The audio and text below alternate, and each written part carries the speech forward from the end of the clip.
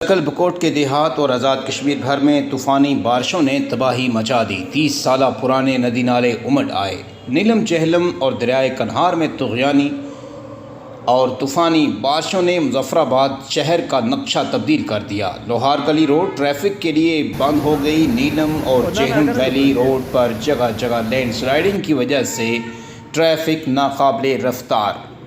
گزشتہ روز شدید بارشوں نے تیجیاں گاؤں میں کلاؤڈ برسٹ کی وجہ سے گاؤں کے 7 مکانات تباہ، 4 دکانیں، 4 مال مویشی بھی ہلاک ہوئے، 20 بجلی کے کھمبے، 4 فٹ برج اور 1 کلومیٹر سڑک تباہ ہو گئی تھی۔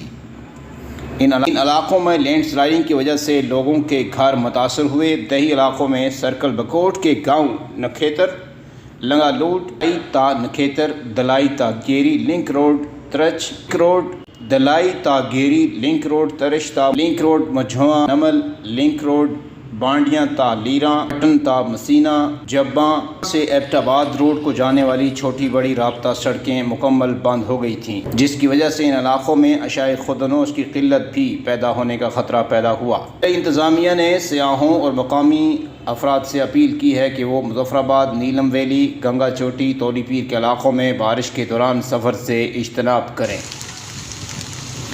محمد لطیف عوان، شمال نیوز، مظفرآباد، آزاد کشمیر۔